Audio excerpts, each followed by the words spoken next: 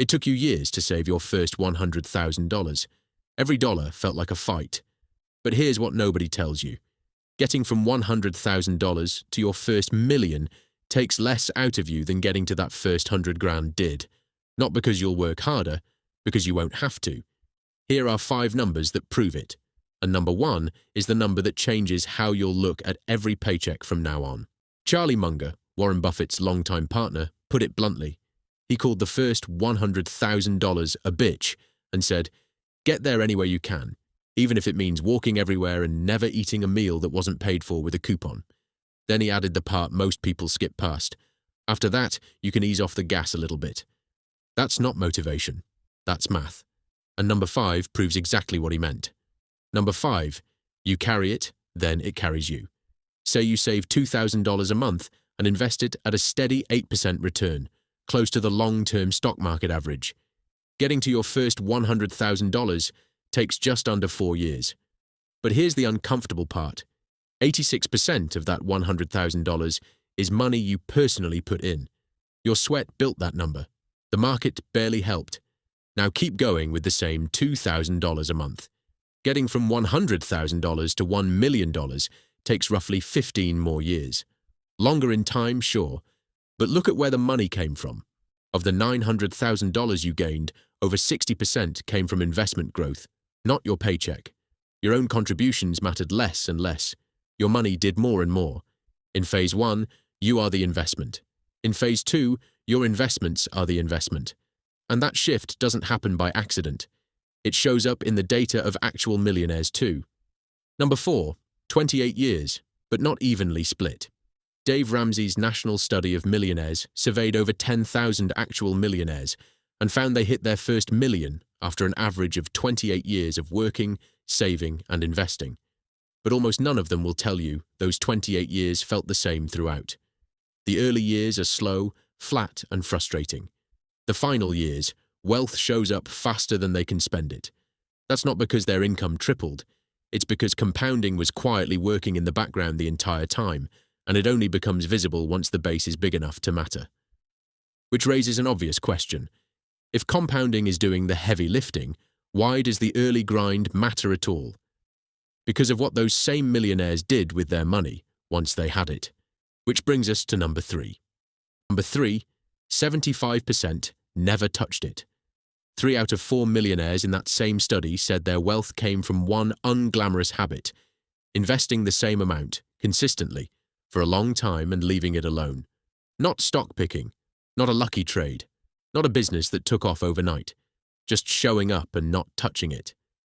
Notice what that means. The hardest skill in this entire game isn't intelligence, it's boredom tolerance. Broke people think wealth requires a genius move. Rich people know it requires doing the same unglamorous thing for years without flinching, which is exactly why the first $100,000 is so hard. You haven't proven to yourself yet that boring works. After $100,000, you've already seen it work. You just have to keep doing it. And once leave it alone becomes a habit with your savings, the same principle quietly starts working on the biggest purchase you'll ever make. Number 2, your house is probably your biggest dollar move. Federal Reserve data cited by the Aspen Institute shows the median net worth of a homeowner is around $400,000, compared to roughly $10,400 for a renter, nearly 40 times higher. Not because homeowners are smarter, because a paid-down mortgage is a forced, automatic compounding machine that doesn't ask for willpower every month. This is the same lesson as the $100,000 mark. The further along you get, the less your daily discipline has to carry the load, and the more the structure you already built carries it for you. Put those 2 ideas together, money left alone and a home paid down, and you get number 1, the number that ties this entire video together. Number 1, the 42-year-old with no windfall. Ramsey illustrates it with a simple example. A 42-year-old with a paid-off home worth around $650,000. On top of that, they've got roughly $700,000 sitting in the retirement account, added up. That person is already a millionaire, without a single lucky break, inheritance, or business exit. Just 2 boring decisions, repeated for 2 decades. Keep investing, keep paying down the house. That's the whole secret. There isn't a moment where the sky opens up and the money arrives.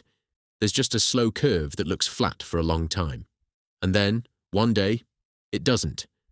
So when we say the first million is easier than the first 100,000, we don't mean faster. We mean less of it depends on you. Less proof, less grinding, less white-knuckling every paycheck. The first $100,000 tests your discipline. Everything after it tests your patience. And here's the identity shift most people miss. Once you hit 6 figures, you stop asking, how do I save more? And start asking, how do I not mess this up? Your job changes from building the snowball to protecting it from melting, avoiding debt, avoiding panic selling, avoiding the lifestyle creep that quietly eats the compounding you spent years earning. Let's be straight with you, though. Easier doesn't mean automatic. You still have to keep contributing. You still have to keep your hands off it when the market drops 20% and every instinct says sell. Compounding doesn't replace effort. It multiplies whatever effort you keep feeding it. Stop contributing at $100,000 and coast, and you'll be waiting a very long time for that snowball to reach $1 million on its own. The people who actually make this jump aren't the ones who found a shortcut. They're the ones who treated the first $100,000 as proof of concept, proof they could save, invest, and not touch it, and then simply kept doing the exact same thing, except now with a much bigger snowball rolling downhill with them. So, if you're still grinding toward that first $100,000, here's the truth. This is the hardest financial stretch of your entire life. It gets easier from here, not because the market owes you anything, but because for the first time, your money starts pulling its own weight. The first $100,000 is bought with sweat. Everything after it is bought with time. So think about your own journey right now. Still climbing toward the first 100,000 or already past it and watching it compound? Let us know in the comments.